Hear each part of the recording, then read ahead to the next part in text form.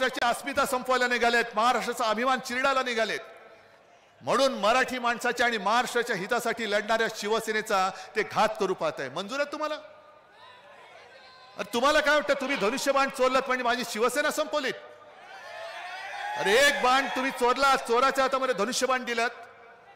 पण आता ही मशाल जास्त भयानक आहे, मशालीचा जो दाय. आणि मगाशी मला वाटतं त्या ताईने सांगितलं की हनुमानाने आपल्या शेपटीची मशाल करून लंका जाळली होती, तशी यांची ही हुकुमशहाची लंका आपल्याला जाळून टाकायची. आज मराठवाड्यामध्ये पाण्याची टंचाई आहे ना? आलं का घर घर नल आणि नल से जल? मग त्याच्यावरती मोदी बोलतात. अमित शहाजी, तुम्ही मला जे आव्हान दिलं काल की तुमच्यात हिम्मत असेल तर याच्यावरती बोला, तुम्ही तुमच्यात हिम्मत असेल तर सावरकरांवर बोला, सगळ्यावरती बोलायची माझी तयारी आहे. पण जर अमित शहाजी तुमच्यामध्ये थोडी तरी लाज राहील असेल, हिम्मत तर नाहीच आहे, तर जनतेच्या प्रश्नावरती बोला. कधी देणार माझ्या मराठवाड्याला पाणी? 10 वर्षामध्ये केंद्राने काय दिलं मराठवाड्याला त्याच्यावरती चर्चा करा. मोदीजी, तुम्ही 10 वर्षापूर्वी चाय पे चर्चा केली होती ना, आता 10 वर्षात केलेल्या कामावरती चर्चा करा. आणि जो जिंकेल, मी निवडणुकीतनं बिनशर्त माघारी घेईन आणि घरी जाऊन बसेन. जनतेने ठरवायचं की कोण खरं आणि कोण खोटा आहे. तरी माझी तयारी आहे. माझी 2.5 वर्षातली कामं मी तुमच्या समोर ठेवतो आणि मोदीजी 10 वर्षातली तुमची कामं तुम्ही माझ्या महाराष्ट्रासमोर ठेवा. होऊन जाऊ दे. ईडी, इन्कम टॅक्स, सीबीआय त्यांचे घरगडीच आहेत, पण काळजी करू नका. 4 जून नंतर ते सगळे घरगडी आपल्याकडे येणार आहेत.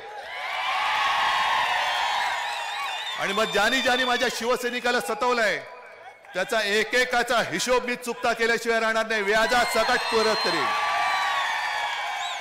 व्याजासकट परत करीन. आज जे शेतकरी आलेत, शेतकरी किती आहेत? सगळे शेतकरी आहेत. जरा नाही थांबा, सगळ्यांनी हात वर करा आणि जरा आजूबाजूला बघा, सगळ्यांनी मान फिरून बघा. तुम्ही एकटे असताना दोन हात तुमच्या सोबत आहेत, पण एवढे एकत्र आल्यानंतर किती हात झालेत बघा. अरे एवढे हात हे सरकार उलथून टाकू शकत नाही. हे ईडी, इन्कम टॅक्स, सीबीआय घेऊन येतात म्हणून मी यांना भेकड म्हणतो. अरे मी माझ्या लोकांसोबत तुमच्या समोर येतो.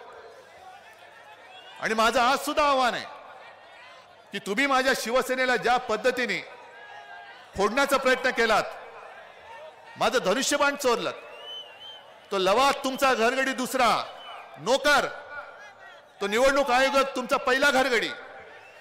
मग ही सगळी यंत्रणा वापरून तुम्ही दरोडे घालतात. जर तुमच्यामध्ये परत एकदा सांगतो, लाज लज्जा शरम असेल तर मी या जनतेत येऊन उभा राहतो आणि लवादाला म्हणा तू येऊन उभा राहा आणि मग लोकांना सांग शिवसेना फोडायची. मग बघूया लोक कोणाचं कानपट फोडतायत. पण तुम्ही उघड सगळी जी जुलुमशाही चालवलेली, हुकुमशाही चालवलेली आहे, जे नड्डा बोलले होते यांचे अध्यक्ष की या देशामध्ये फक्त एकच पक्ष राहील म्हणजे तो भाजपा, हे स्वतः नड्डा बोललेत. तुम्ही प्रयत्न करून बघा, तुमचा भाजपा आम्ही आता औषधाला सुद्धा शिल्लक ठेवणार नाही. हा जोश जल्लोष झेंडा घेऊन